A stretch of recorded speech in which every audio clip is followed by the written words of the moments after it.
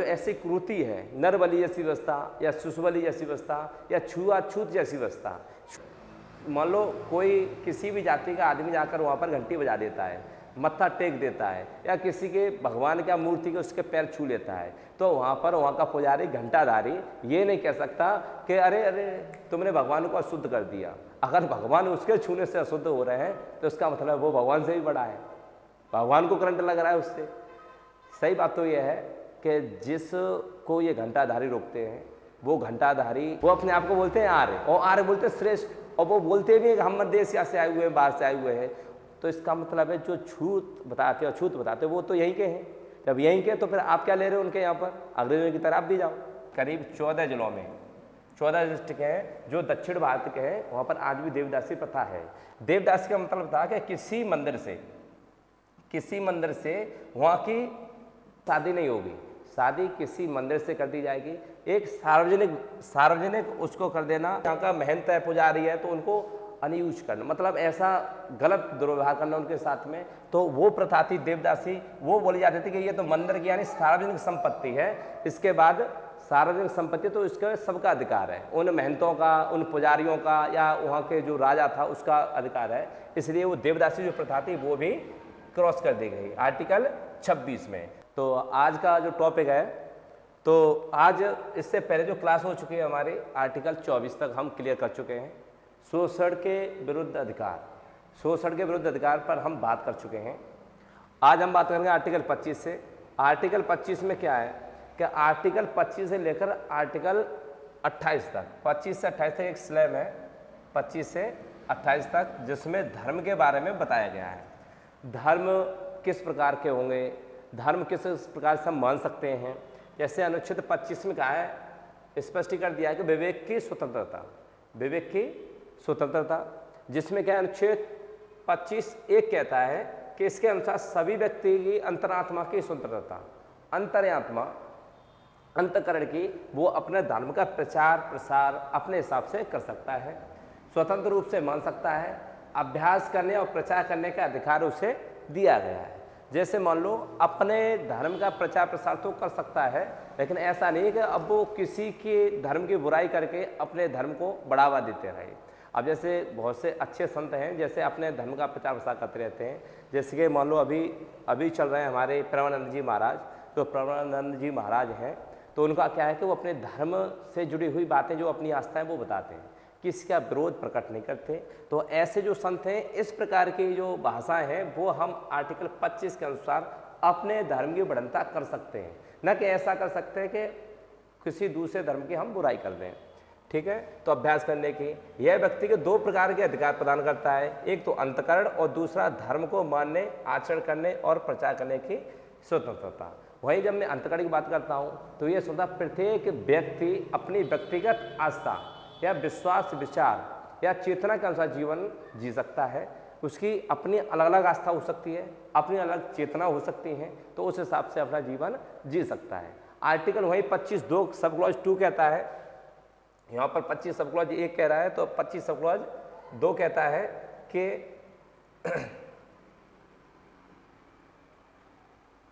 अरे ये छूने से मर जा रहा है। इसके अनुसार धर्म स्वतंत्रता पर उचित प्रतिबंध लगाए गए हैं। कुछ धर्म पर उचित प्रतिबंध लगाने का मतलब है कि धर्म के नाम पर कोई भी ऐसा कार्य नहीं किया जा सकता, धर्म के नाम पर कोई भी ऐसा कार्य नहीं किया जा सकता जिसमें जो लोक व्यवस्था, नैतिकता या और लोक के विरुद्ध हो। जैसे कि नरबली आपने सुना होगा। जैसे भट्टे होते हैं लोगों के, और भट्टे पे कुछ भगत लोग टाइप के लोग होते हैं, वो क्या कहते हैं कि आप इसमें कुछ बलि दे दोगे आप किसी इंसान की, तो ये भट्टा फिर से चलना शुरू हो जाएगा। कुछ फैक्ट्रियाँ होती हैं, कुछ ऐसी व्यवस्थाएं होती हैं जिसमें लगता है कि इसमें आप ऐसा कर दोगे तो ये व्यवस्था बन जाएगी। तो नरबली, तो कोई भी धर्म में अगर जो ऐसी कृति है, नरबली जैसी व्यवस्था या शिशुबलि जैसी व्यवस्था या छुआछूत जैसी व्यवस्था, छुआछूत से संबंध यहाँ पर आर्टिकल 25(2) स्पष्ट करता है। जैसे किसी मंदिर में मान लो कोई किसी भी जाति का आदमी जाकर वहाँ पर घंटी बजा देता है, मत्था टेक देता है, या किसी के भगवान का मूर्ति के उसके पैर छू लेता है, तो वहाँ पर वहाँ का पुजारी घंटाधारी ये नहीं कह सकता कि अरे अरे तुमने भगवान को अशुद्ध कर दिया। अगर भगवान उसके छूने से अशुद्ध हो रहे हैं तो इसका मतलब वो भगवान से भी बड़ा है, भगवान को करंट लग रहा है उससे। सही बात तो यह है कि जिसको ये घंटाधारी रोकते हैं वो घंटाधारी आए हैं बाहर से, क्योंकि वो कहते हैं अपने आप को हम आर्य हैं, वो अपने आप को बोलते हैं आर्य, और आर्य बोलते हैं श्रेष्ठ, और वो बोलते भी हैं कि हम मध्य एशिया से आए हुए हैं, बाहर से आए हुए हैं। तो इसका मतलब है जो छूत बताते हैं, अछूत बताते हैं, वो तो यहीं के हैं। जब यहीं के तो फिर आप क्या ले रहे हो उनके यहाँ पर, अंग्रेजों की तरह आप भी जाओ। मतलब छुआछूत, मतलब किसी भी धर्म, यानी मान लो किसी भी जाति का किसी भी धार्मिक स्थल पर जाकर वहाँ पर जाता है, वहाँ पर अंतःकरण से वहाँ पर अपनी आस्था व्यक्त करता है, इसका मतलब यही है वो कोई किसी नीची जाति का है तो उसे बस भगवान अपवित्र हो गए। तो ऐसी छुआछूत, शिशुबलि और नरबलि, मैं कह देता हूँ नरबलि,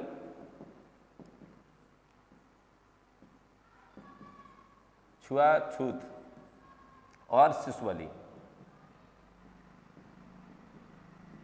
पर प्रतिबंध लगाता है अनुच्छेद 25(2), ये नोट पॉइंट आप कर सकते हैं।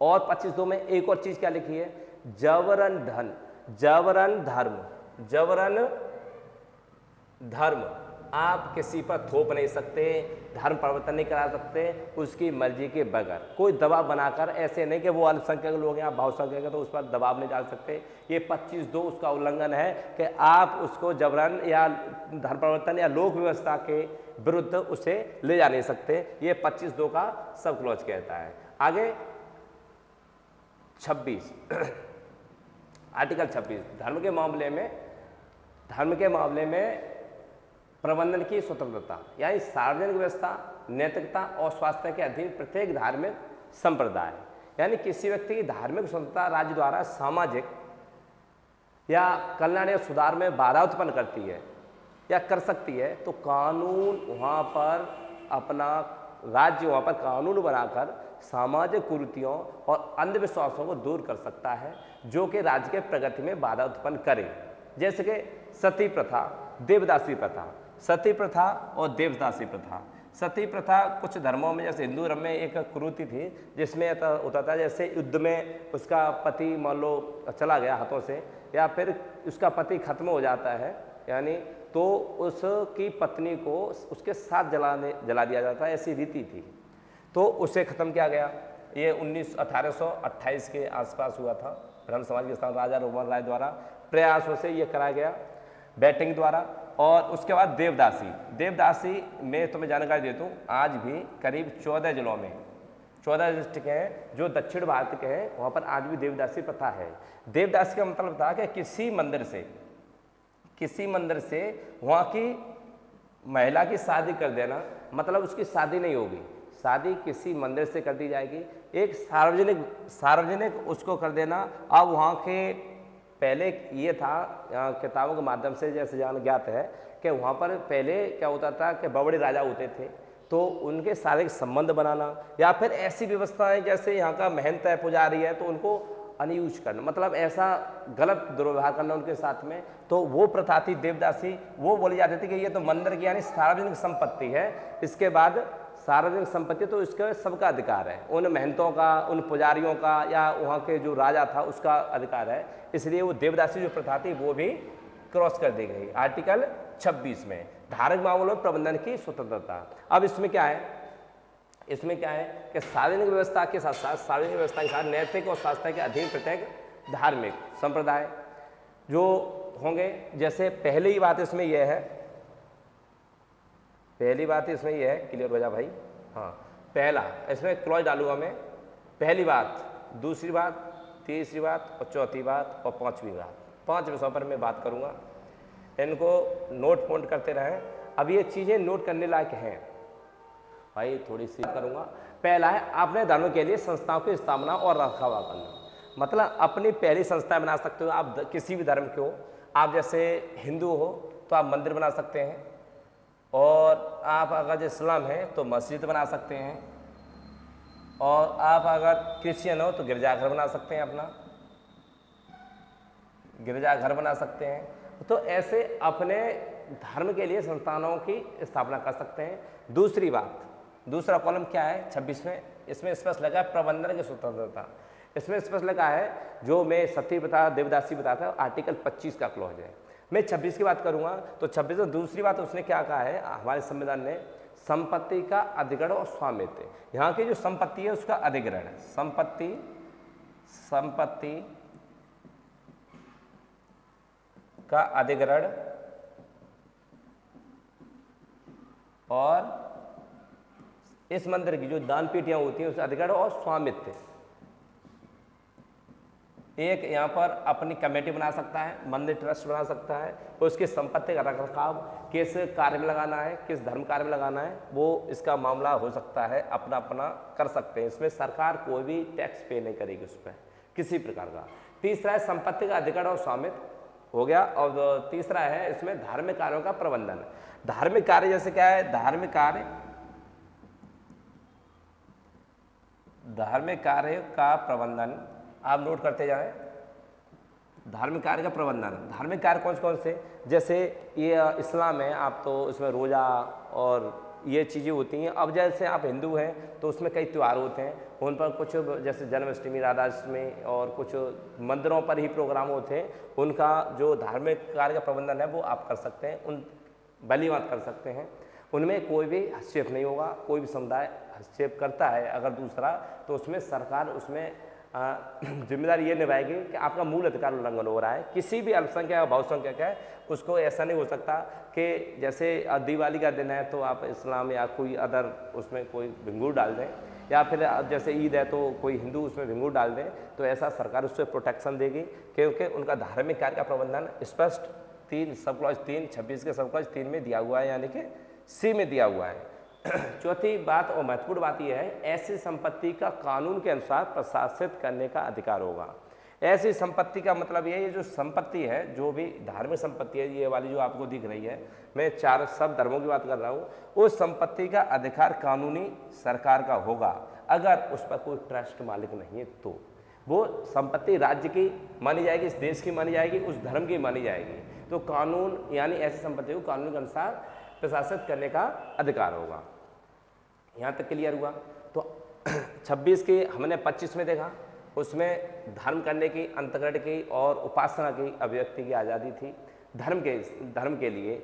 और कुछ कुरीतियों को उसने बैन लगाया 25 में, जैसे देवदासी और सती प्रथा वगैरह, नरबली, शिशुबली, और इन पर बात की गई है। वहीं पर 26 में क्या किया गया है कि धार्मिक मामलों के प्रबंधन की स्वतंत्रता, जैसे मंदिर, मस्जिद और गिरजाघर आप ऐसे बना सकते हैं, संपत्ति का अधिग्रहण और स्वामित्व रख सकते हैं, और धार्मिक कार्यों का प्रबंधन है। और उसके बाद चौथा ये है कि आप वहाँ पर धार्मिक जो वो उस पर संपत्ति है उस पर कानूनी अधिकार सरकार का रहेगा, जब तक अगर उस पर एक्टिव अगर कोई धर्म है तो कोई बात नहीं। अगर धर्म एक्टिव नहीं है तो कानूनी तौर पर सरकार का वहाँ का निजी सरकार का स्वामित्व होगा।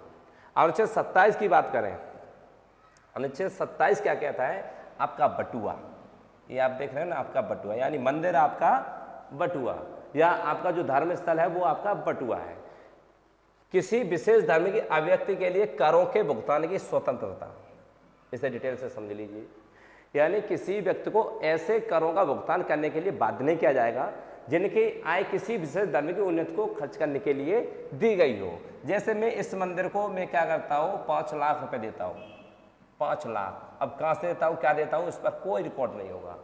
यहाँ तक है कि यहाँ पर जो दान पात्र है उसमें कितना पैसा निकला, कितना नहीं निकला, उस पर सरकार का कोई भी कंट्रोल नहीं होगा। यह 0% टैक्स। दान के पैसे पर किसी भी धर्म में आप देना चाहते हैं तो कोई भी टैक्स दिखाने की जरूरत नहीं है, सरकार आप पर कोई भी टैक्स नहीं लेगी। करों के अधिरोपण पर रोक लगाना, शुल्क के अधिरोपण पर नहीं। देखो, करों के अधिरोपण पर उसने एक बात कही है, करों के अधिरोपण पर तो रोक है लेकिन शुल्क पर नहीं। कर में और शुल्क में दोनों में अंतर है। शुल्क हमेशा दिया जाता है जबकि कर सरकार लोगों से लेती है। शुल्क देने पर कोई टैक्स नहीं, कोई रोक नहीं, लेकिन किसी मंदिर से कोई भी टैक्स नहीं ले सकता। मतलब आर्टिकल 27 स्पष्ट कहता है, करों के अधिरोपण पर रोक लगाता है। आप किसी भी मंदिर पर कोई भी दादा बनता है क्षेत्र का या कोई भी सरकार, वहाँ पर उससे टैक्स नहीं ले सकती कि भाई तुम्हारा मंदिर इतना रुपए कमा रहा है कि लाओ भाई टैक्स दो, ऐसा नहीं कर सकती। लेकिन कोई पैसे देता है तो उस पर भी कोई रोक नहीं है। ठीक है। टैक्स पर तो रोक है, मंदिर से टैक्स नहीं ले सकती सरकार या कोई भी वहाँ की लोकल पार्टी, लेकिन मंदिर को दान देने पर, शुल्क देने पर कोई रोक नहीं है, ठीक है। इतना क्लियर हुआ। अगली बात, राज किसी विशेष धर्म के लिए कोई काम नहीं करेगा। विशेष धर्म का मतलब यहाँ पर गौर कीजिए, विशेष धर्म का मतलब यहाँ पर यह है कि यार अभी राम मंदिर बना, अब राम मंदिर में योगी आदित्यनाथ जी अभी ऐसा कहते हैं राम मंदिर के लिए सरकार की तरफ से डोनेशन देते, तो ये गलत था, सरकार नहीं दे सकती।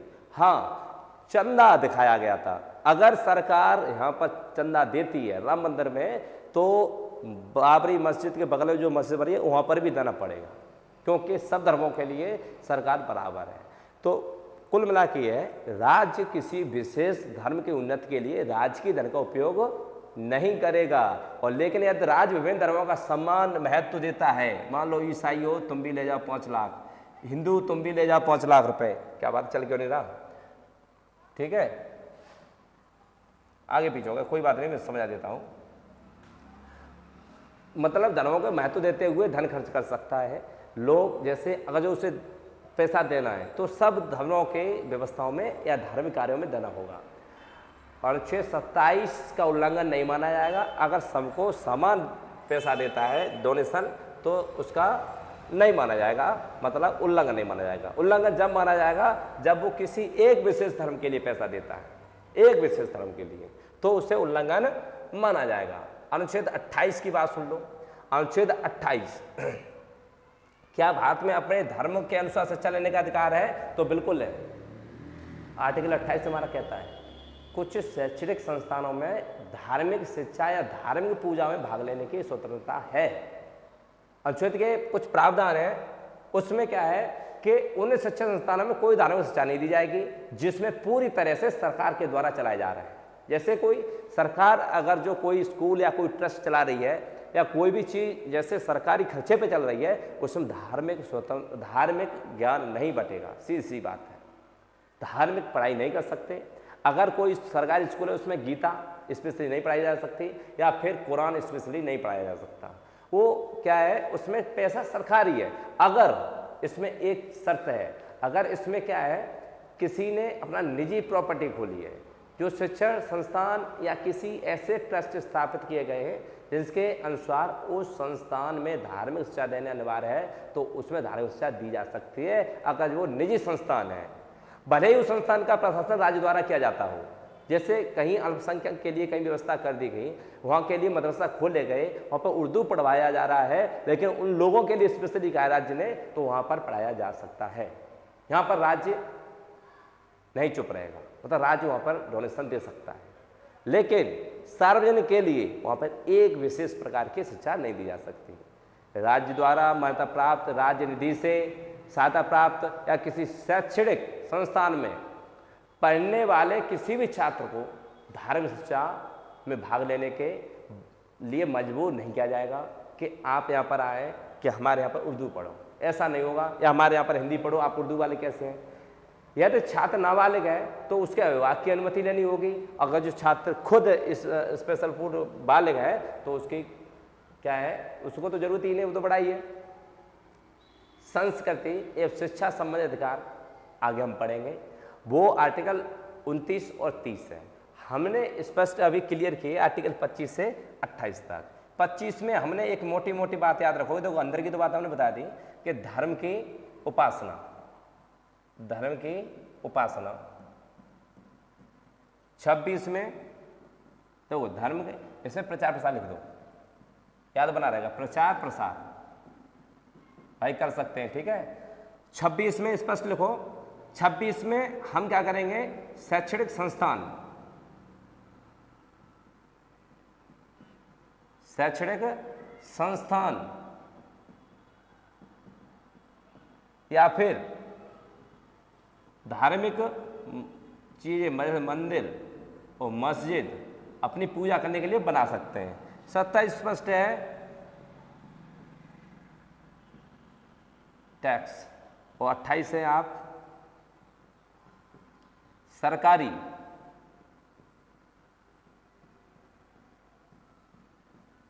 खर्चे पर सरकारी खर्चे पर धार्मिक शिक्षा नहीं दी जाएगी। धार्मिक शिक्षा नहीं दी जाएगी। लिख लो, लेख तो मेरा बहुत ज़्यादा अच्छा है। धार्मिक शिक्षा नहीं दी जाएगी। क्लियर? धार्मिक शिक्षा नहीं दी जाएगी, लेकिन शर्त है अगर किसी क्षेत्र के लिए वहाँ पर धार्मिक शिक्षा देना जरूरी है तो राज्य उसमें सहयोग कर सकता है। इस पर आप कोर्ट नहीं जा सकते, क्योंकि उसे ये भी अधिकार प्राप्त है, वह धार्मिक शिक्षा दे सकता है। अब बात करें संस्कृति एवं शिक्षा संबंधी अधिकार। संस्कृति एवं शिक्षा संबंधी अधिकार आर्टिकल 29 और 30। पहली बात 29 स्पेशली अनुच्छेद 29 कहता है अल्पसंख्यकों के वर्गों के हितों का संरक्षण। अच्छा, अल्पसंख्यक होते कौन है? पहली तो बात यह है, जैसे ये पूरा गोला है, इस गोला में सबसे ज़्यादा पीला वाला दिख रहा है, ये हिंदू है, यानी 80%। उसके बाद में ये जो बचा है, मतलब जो 50% से कम है, उसे अल्पसंख्यक की श्रेणी में डाला ही जाएगा। पहली तो बात ये है। और दूसरी बात ये, अगर यहाँ पर उसने सरकार ने कह दिया कि हम अल्पसंख्यकों के लिए व्यवस्था करेंगे, लिखा हुआ है भाई आर्टिकल 29 में, जो 50% से कम है वहाँ पर सुरक्षा दी जाएगी। हाँ, अब ये एक चीज़ हो जाए, किसी भी क्षेत्र, जैसे संपूर्ण भारत के लिए कह दिया है, अब किसी क्षेत्र में इस्लामी इतने हैं, इस्लामी 80% हैं, वहाँ पर हिंदू कम है, वहाँ भी अल्पसंख्यक हो गए वो तो। इससे मतलब अल्पसंख्यकों का हितों की बात की गई है। अल्पसंख्यकों के हितों की बात यह है कि अल्पसंख्यक जो लोग होते हैं वो 50% से कम होने चाहिए, वो अल्पसंख्यक की कैटेगरी में आ जाते हैं। इसके अंतर्गत कोई भी अल्पसंख्यक वर्गों की अपनी भाषा, अपनी लिखा पढ़ यानी लिपि और संस्कृति को सुरक्षित रख सकता है। अगर वो हिंदी वाला या मान लो उर्दू आती है, वो उर्दू अपनी पढ़ सकता है। केवल भाषा, जाति, धर्म के आधार पर उसे किसी भी शैक्षिक संस्था में प्रवेश करने से नहीं रोका जाएगा, क्योंकि भाई वो अल्पसंख्यक है। सबसे बड़ी सुरक्षा उसके पास है, कवच क्या है, वो अल्पसंख्यक है भाई। अब पाकिस्तान में हिंदू अल्पसंख्यक है, लेकिन वहाँ का कानून अलग है, वहाँ आर्टिकल 29 तो नहीं चलेगा। वहाँ जम्मू कश्मीर में हिंदू अल्पसंख्यक है और इस्लाम ज़्यादा है, लेकिन क्या करें, आर्टिकल 370 था पहले, तो वहाँ आर्टिकल 29 काम नहीं करता। लेकिन 370 खत्म हो गया है, तो अब देखते क्या होता है आगे। अभी हाल ही में 4 साल पहले खत्म हुआ है, तो वहाँ अल्पसंख्यक वही है, चाहे हिंदू हो, माइनॉरिटी में जो कम है वो अल्पसंख्यक है। आर्टिकल 29 स्पष्टीकरण कहता है वो अपनी भाषा, लिपि, अपनी जाति उसको सुरक्षित बनाए रखता है, बनाए रखना है उसे, उसका हनन नहीं होगा, सरकार उसे प्रोटेक्शन देगी। वहाँ भी आर्टिकल 29 ये कहता है। आर्टिकल 30 क्या कहता है? ये तो उनके हितों की सुरक्षा हो गई, अपनी भाषा, जाति और अपनी लिपि पर। 30 क्या कहता है, इसे भी देख लो भाई। ये कहता है कोई भी अल्पसंख्यक वर्ग अपनी पसंद का शैक्षणिक संस्थान चला सकता है, चाहे वो उर्दू पढ़ाए या उसमें तुर्की पढ़ाए, अगर जो यहाँ पर अल्पसंख्यक है तो है, चाहे वो गीता पढ़ाए, संस्कृति पढ़ाए। सरकार उसे अनुदान देने में किसी भी तरह का भेदभाव नहीं करेगी, उससे निधि और पैसों की मदद जैसी भी बन पड़ेगी सरकार करेगी। जैसे मदरसा खुलवा सकती है अगर यहाँ पर कहीं अल्पसंख्यक इस्लाम है, तो अगर कहीं हिंदू, अगर जो अल्पसंख्यक है वहाँ पर संस्कृत विद्यालय खुलवा सकेगी सरकार, कोई भी यहाँ पर भेदभाव नहीं होगा। आर्टिकल हम 30 तक पहुँच गए, 25 से रिवीजन करवा दूँ। 25 प्रचार प्रसार, धर्म के अंतकरण की स्वतंत्रता। 26 आप मंदिर मस्जिद बना सकते हैं अपनी निजी जगह पर। 27 सार्वजनिक जगह पर बना सकते हैं लेकिन सबके सहयोग से। 27 नो टैक्स डोनेशन मंदिरों के लिए या धर्म के लिए।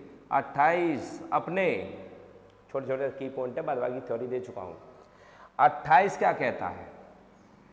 प्रश्नवाची चिन्ह आपके पास लिखा होगा, नहीं लिखा है तो मैं हूँ। अभी का आर्टिकल 32, 33, 34, 35 तक पहुँचेंगे तो फिर भी तो रिवीजन मान लें। 28 क्या कहता है? विशेष बात, आप शैक्षणिक संस्था यानी पैसा, सरकारी पैसे पर डांस नहीं कर सकते। मेरा मतलब आई मीन सरकारी पैसे पर कोई धार्मिक शिक्षा नहीं दी जाएगी। शर्त यह है अगर किसी क्षेत्र में जरूरत पड़ी वहाँ पर धार्मिक शिक्षा देने की तो दे सकती है। मान लो कोई क्षेत्र ऐसे पूरे इतने में इतना सा क्षेत्र है, वो है ही एक वर्ग का, अल्पसंख्यक वर्ग का, तो वहाँ पर सरकार वहाँ पर क्या कर सकती है, उसकी प्रकार की उस तरह की शिक्षा दे सकती है। ठीक है, हम 30 तक पहुंच गए, 31वां क्रॉस मारो क्योंकि 31वें की विचार की दुर्दशा हो गई, ये 300A में पहुंचा दिया गया है। संपत्ति का अधिकार था, उठाकर फेंक दिया, ये फेंका कहाँ दिया है तो 300A में आप जाकर इसे खोज लेना, वहाँ पर पढ़े होंगे। संपत्ति का अधिकार एक संवैधानिक अधिकार बना दिया। पहले संपत्ति का अधिकार था, केशवानंद भारती बेचारे लड़ते लड़ते लड़ते मर गए, बाद में कोई बातें लड़े लेकिन कुछ करके गए, प्रस्तावना को संविधान की आत्मा करवा गए, ठीक है। लेकिन वो संपत्ति का अधिकार हट गया तो हट गया, कोई बात नहीं। लेकिन बात करें हम आर्टिकल 32 की, इस पर बहुत सारी टिप्पणियां हुई हैं। ये कहता है संवैधानिक उपचारों का अधिकार, वो कहता है मूल अधिकारों का उपचार है। इसमें आप सीधे सीधे कोर्ट से जान सकते हैं। इस अनुच्छेद द्वारा नागरिकों को दिए गए संवैधानिक उपचारों के अधिकार को प्रयोग करने के लिए न्यायपालिका की सहायता से मौलिक अधिकारों की रक्षा कर सकते हैं। आपके मौलिक अधिकार अगर जो कोई उल्लंघन करता है तो आप सीधे हाई कोर्ट, सुप्रीम कोर्ट जा सकते हैं, सुप्रीम कोर्ट के गेट पकड़ सकते हैं अगर मौलिक अधिकार से किसी छेड़छाड़ की तो। इसलिए अम्बेडकर साहब ने इसी आर्टिकल 32 को कहा कि ये तो मूल अधिकारों की आत्मा है, मतलब संविधान की आत्मा है। उधर संविधान की आत्मा प्रस्तावनाओं को भी कहा है, लेकिन वो अम्बेडकर साहब ने नहीं कहा। अम्बेडकर साहब ने आर्टिकल 32 को कहा है कि हर आदमी की अगर जो व्यवस्था कर सकता है वो सुप्रीम कोर्ट कर सकता है, संविधान की आत्मा। उसमें 5 प्रकार की रिटों की बात की गई है। 5 प्रकार की रिटें हैं। बंदी प्रत्यक्षीकरण यानी शरीर की प्रस्तुति, दूसरा है परमादेश, हम आदेश देते हैं उस अधिकारी को कि जो उल्लंघन कर रहा है सरकार का यानी सरकारी तंत्र का। तीसरा प्रतिषेध, हम निषेध करते हैं, वर्जित करते हैं यानी रोकते हैं। उत्प्रेषण यानी निषेधात्मक आज्ञा। तीनों चार एक जैसे हैं, दोनों पर लेकिन अंतर है, वो मैं बताऊंगा। ठहरो। अधिकार प्रक्षा यानी आप अधिकार क्या है, आपका अधिकार क्या है, आपका अधिकार क्या है, अधिकार प्रक्षा। पहला ही पढ़ लो, बंदी प्रत्यक्षीकरण। नोट करते जाना, कुछ इंपोर्टेंट देखो, पूरी लाइन मेरे शब्द नहीं उतार पाओगे, मैं फिर से अगेन कहता हूँ, कुछ शब्द नहीं उतार लेना स्क्रीनशॉट मार के या कैसे भी, और कुछ शब्द मेरी वीडियो को फ्यूज करके देख लेना। और लिखने का तरीका ये है, आप अभी किसी छोटी परीक्षा में बैठने वाले हैं, आप बड़ी परीक्षा में बैठने वाले हैं, तो यहाँ पर क्या करना है, आपको कीपॉइंट डालने हैं। जैसे मैंने कहा ना 25 में प्रचार प्रसार लिख देना, बस पूरी स्टोरी तुम्हारे दिमाग में सेट होनी चाहिए, मेरे शब्द गूंजने चाहिए, बस मेरे ही नहीं संविधान के शब्द गूंजने चाहिए। बंदी प्रत्यक्षीकरण, पहली बात, हम मुद्दे पे आए। आर्टिकल 32 का पहला ही है बंदी प्रत्यक्षीकरण, शरीर की प्रस्तुति। लैटिन शब्द का अर्थ है शरीर की प्रस्तुति। किसी ऐसे व्यक्ति या प्राधिकारी के विरुद्ध जारी किया जाता है जिसने किसी व्यक्ति को अवैध रूप से हिरासत में ले लिया हो। मान लो जेल में डाल दिया गया हो तो उससे ये आदेश दिया जाता है भाई कि जिसमें जेल में डाला है उस आदमी को सह शरीर लेके आओ कटघरे में, क्या पता तुम आ जाओ, उस आदमी का तुमने मर्डर कर दिया हो सारा मारपीट कर तुमने मार दिया हो, उसका अधिकार है भाई, क्यों पकड़ा गया। आर्टिकल 20 कहता है, आर्टिकल 22 भी कहता है, गिरफ्तारी संरक्षण कहता है और गिरफ्तारी से के बारे में बात करता है, लेकिन फिर भी वहाँ पर कुछ प्रयोग नहीं होता। मान लो तुम्हारा भाई या तुम्हारा घर वाला रिलेटिव आदमी पुलिस पकड़ ले जाती है, उससे कैद कर लेते हैं एक जेल में और बताती नहीं कि हमारे पास है ही नहीं, तुमको मालूम है, लेकिन इसीलिए आप सीधे और जो हाई कोर्ट नहीं पहुँच पा रहे, सुप्रीम कोर्ट नहीं पहुँच पा रहे, तो हाई कोर्ट जाओ 214 से सीधे पहुँचो और वहाँ पर पिटीशन डालो, ये वाली बंदी प्रत्यक्षीकरण, मेरा आदमी बंदी बना लिया है लेकिन वो लोग बता नहीं रहे। वहाँ से आदेश आएगा कि भाई जिसने पकड़ा है वो और वो आदमी वो सह शरीर मेरे सामने चाहिए, उसके बाद जो फैसला होगा हम देंगे। अच्छा, दूसरा क्या था, परमादेश। अब परमादेश में तो आदेश छपाई है भाई, सुप्रीम कोर्ट का आदेश। उद्देश्य क्या है इसका, उद्देश्य मैंने बता दिया। हाँ उद्देश्य, हाँ एक केस हुआ था इसमें, मैं एक केस बता दूं चलते चलते, क्योंकि केस पूछता है ना परीक्षाओं में, ये केस किससे संबंधित है कि ये केस किससे संबंधित है। देखो फ्री होकर बैठो, अपनी क्लास का लंबे लॉन्ग रेट में चलने वाली है, रूट ना अपना लंबा है। और जो मैं इससे चाहता 15 मिनट बना देता, आर्टिकल 25 इसलिए, 26 इसलिए, 27 इसलिए, 28 इसलिए, 29, 30, 32, 33, 34, 35 खत्म।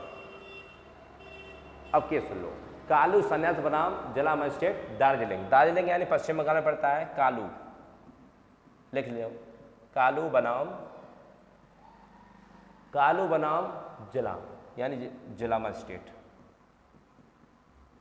इन्होंने डीएम साहब लगा दिया मजिस्ट्रेट। पश्चिम बंगाल का दार्जिलिंग जिला है, पश्चिम बंगाल का दार्जिलिंग जिला है।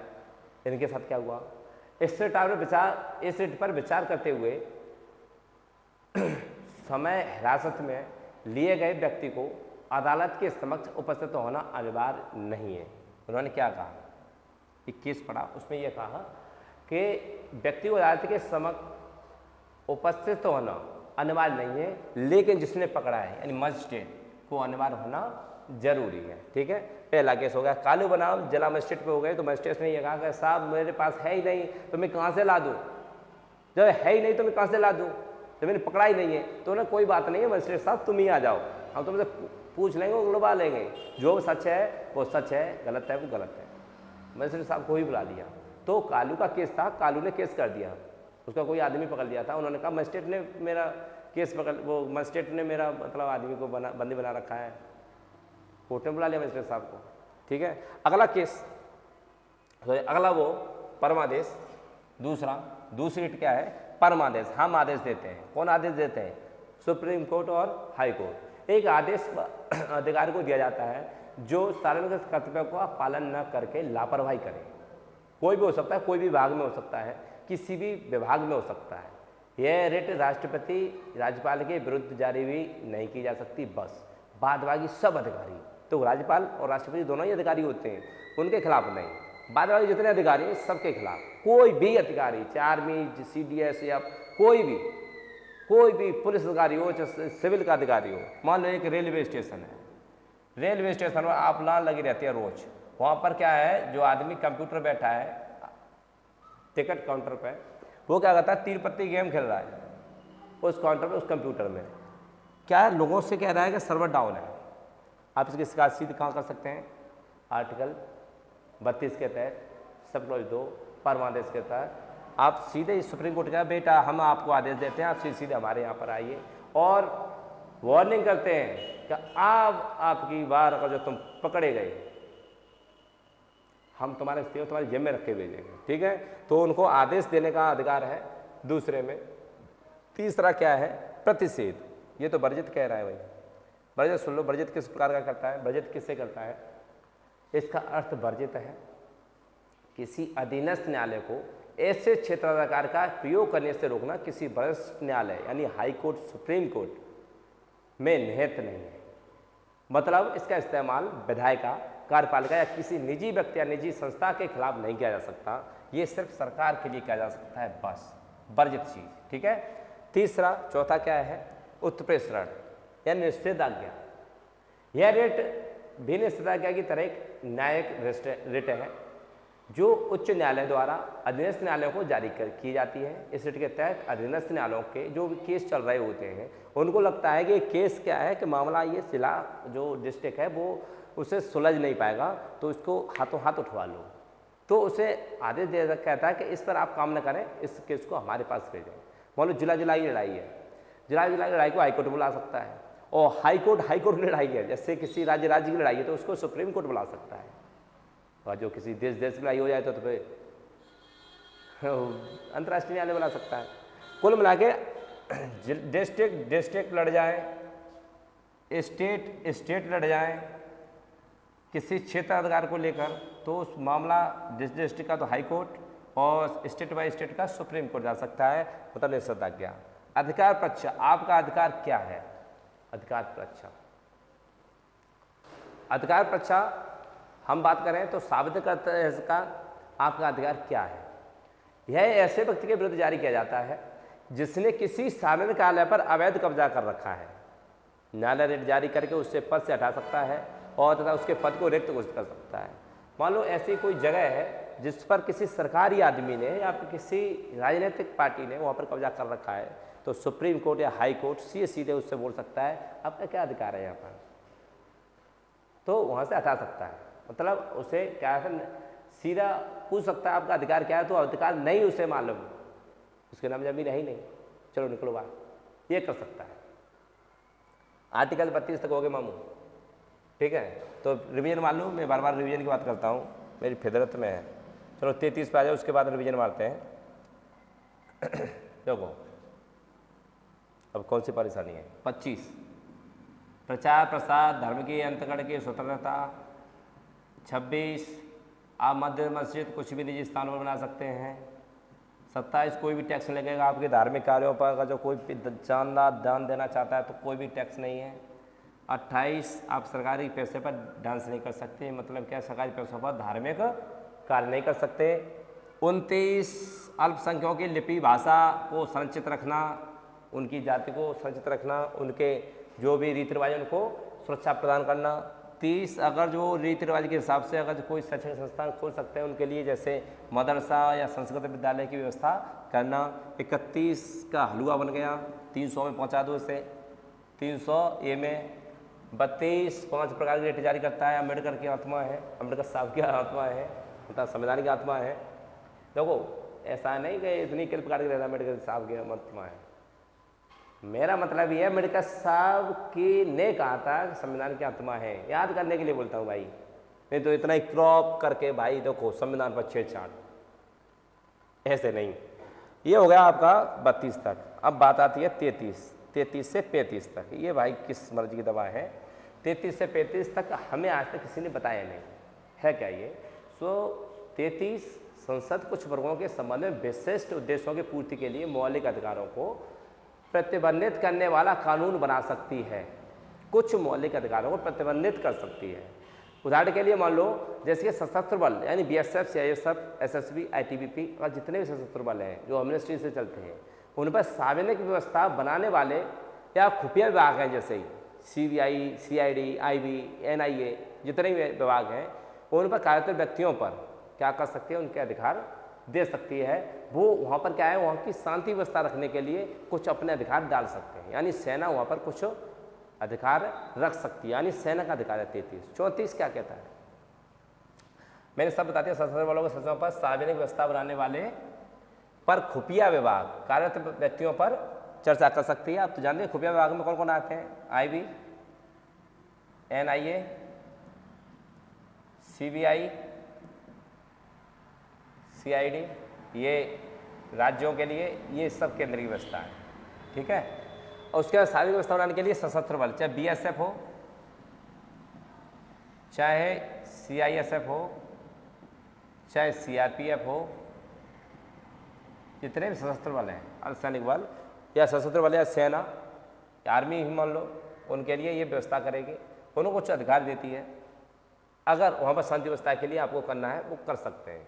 वहीं पर अनुच्छेद 34 कहता है, स्पष्टीकरण देता है यदि किसी क्षेत्र में मार्शल लॉ लागू है तो मौलिक अधिकारों पर क्या प्रभाव पड़ेगा, उनका क्या करोगे। ये अनुच्छेद संसद को किसी भी लोक सेवक या किसी अन्य व्यक्ति से उसके द्वारा किए गए किसी भी कार्य के लिए मुआवजा वसूलने का अधिकार देता है जहां मार्शल लॉ लागू था, है नहीं था, यानी मार्शल लॉ के दौरान मौलिक अधिकारों के हनन की क्षतिपूर्ति का प्रावधान। मतलब क्या है कि अभी यहाँ पर इमरजेंसी लगी, इमरजेंसी के समय हमने जो घाटे खाए हैं, यानी हमारे मौलिक अधिकार जो छीने गए, उनकी भरपाई कोर्ट कराएगा वहाँ की सरकार से। ये आर्टिकल 34 कहता है। आर्टिकल 35 क्या है भाई, ये भी क्या कहता है। आर्टिकल 34 में कुछ और मैं थोड़ा खोल सकता हूँ, अगर आर्टिकल 34 लिख देता हूँ भाई, क्योंकि मैंने कहा था कि वहाँ पर भरपाई राज्य करेगा। कब करेगा, संसद द्वारा बनाए गए मुआवजा कानून को किसी भी मौलिक अधिकार के उल्लंघन के आधार पर किसी भी अदालत में चुनौती नहीं दी जा सकती। अब ऐसे नहीं कि तुम घर पे हो, तुम्हारा काम सही चल रहा है, डायरेक्ट क्लेम छोड़ दो, मेरे तो 1 करोड़ का नुकसान हो गया, क्योंकि सब संपत्ति तुम्हारी 1 लाख रुपए की है, तो ऐसे पर संसद वहाँ का मुआयना करेगी, वहाँ पर बनाएगी तुम्हारा शेड्यूल, उस हिसाब से कानून यानी संसद यानी वहाँ पर जो अदालत है, अदालतों में चुनौती नहीं दी जा सकती। ऐसे कि साहब मेरी ना सरकार ने इतनी बड़ी वो कर दी, नुकसान कर दिया, नहीं सुनेगा कोर्ट, क्योंकि वो परिस्थितियाँ ऐसी थी, शांति व्यवस्था की परिस्थितियाँ थी, तो नुकसान तो उठाना पड़ेगा। लेकिन संसद अगर कोई तुम्हारे लिए कुछ प्रावधान करती है कुछ देने का तो कर सकती है, लेकिन वहाँ पर चैलेंज आप सुप्रीम कोर्ट में नहीं कर सकते, नहीं हाई कोर्ट में कर सकते। इस मामले को अगर यहाँ पर किसी सेना ने या किसी ने यहाँ पर पॉक्सो या ऐसे कि इसके तहत अगर जो आपको वहाँ संरक्षण दिया है या वहाँ शांति व्यवस्था के लिए आपको वहाँ पर मान लो आपातकाल लगाया है, आपके उस क्षेत्र में मान लो 144 लगाया है, तो वहाँ का हर्जाना सुप्रीम कोर्ट नहीं दिलवा सकता। ठीक है। इसका जैसे युद्ध, आक्रमण, विद्रोह, दंगा या कानूनी हिंसा को रोकने और सामाजिक व्यवस्था बनाए रखने के लिए किया जा सकता है। अब आर्टिकल 35 पर जाओ। मौलिक अधिकारों को लागू करने के लिए सभी निर्देश, आदेश और रेट जारी करने के, यानी सर्वोच्च न्यायालय और उच्च न्यायालयों का सशक्त बनाना, सर्वोच्च न्यायालय और उच्च न्यायालयों को सशक्त बनाया जाएगा। बीच में बाबा है, बाद बाकी ये नाती पोते हैं। ठीक है, यानी हाई कोर्ट से है। कुछ रोजगार नियुक्तियों के लिए एक शर्त के रूप में, जैसे निवास योग्यता का पैरा नंबर धारा नंबर 16 में लिखा हुआ है, इसमें कुछ है जैसे मौलिक अधिकारों को लागू करने के लिए सभी निर्देश, आदेश, रेट जारी करने के लिए इन सबके पास अधिकार है, सबके पास। यहाँ पर क्या है, उच्च न्यायालय या सर्वोच्च न्यायालय को सशक्त बनाना। आर्टिकल 35 कहता है उच्च न्यायालय, सशक्त न्यायालय मजबूत होंगे तो मूल अधिकारों का संरक्षण होता रहेगा। इतना आर्टिकल 35 में लिखा हुआ है। तो हम भी चाहते हैं कि कार्यपालिका के साथ साथ न्यायपालिका भी मजबूत होनी चाहिए, क्योंकि बिना न्यायपालिका के कार्यपालिका भी क्या सही से काम नहीं करने वाली। और मैं तो कहता हूँ कि हमारा संविधान तो कहता ही है कि स्वतंत्र बॉडी है तो है, रहनी भी चाहिए। इसका पैसा जो भी बताता हूँ सुप्रीम कोर्ट के जजेस, या जब मैं आर्टिकल 324 से पढ़ाना शुरू करूँगा, आर्टिकल 124 से, तब इसकी चर्चा हो गई। तो जिसके जज जो होते हैं, जज या सरकारी जो होते हैं, इनका जो पैसा होता है वो राज्य के या केंद्र की संचित निधि से होता है। संचित निधि का मतलब जो भी टैक्स इकट्ठा हुआ है उस गड्ढे में इनका पैसा जाएगा, ताकि कोई भी विभाग, कोई भी डिपार्टमेंट ये नहीं कह सके कि हम आपको सैलरी देते हैं, हमारे मुताबिक काम करो। इसलिए जनता का पैसा लेते हैं, जनता के लिए लेते हैं और जनता की सुरक्षा करते हैं। इसलिए ये स्वतंत्र बॉडी है। संविधान के कुछ पल ठीक नहीं थे शुरुआत में, लेकिन कुछ पल बहुत अच्छे लिखे गए, स्वर्ण अक्षरों में लिखे गए। संविधान जैसे कुछ अंग्रेजों का टाइप था वो तो नहीं, लेकिन कभी कभी क्या अच्छी चीज़ें कहीं से भी ली जा सकती हैं। मैंने पिछले एपिसोड में जैसे धज्जियाँ उड़ाई थी उन निर्माताओं की, तो मैंने सच बोला था। लेकिन यहाँ ज़रूरत पड़ती है अच्छा बोलेगा वहाँ अच्छा बोलूँगा, जहाँ अच्छा लिखा है वहाँ अच्छा लिखा है, जहाँ पर सुधार करने की जरूरत है। अगर मैं गलत बोल रहा हूँ तो संशोधन क्यों हुए? 105 संशोधन क्यों हुए? जो इतना ही सशक्त था तो संशोधन क्यों हुए? खैर टॉपिक में लौटते हैं, स्वतंत्र बॉडी। अब हमारा टॉपिक बचता है आगे आर्टिकल 36 से 51, यानी डीपीएसपी। इस पर विस्तार से चर्चा करेंगे, दौड़ कर चर्चा करेंगे। तो आज की क्लास यहीं संपन्न होती है, तो मैं यहीं पर अपनी वाणी को विराम दूंगा। और आप समझते ही हैं मेहनत का मैदान आप दोगे। थैंक्स फॉर वॉचिंग, धन्यवाद।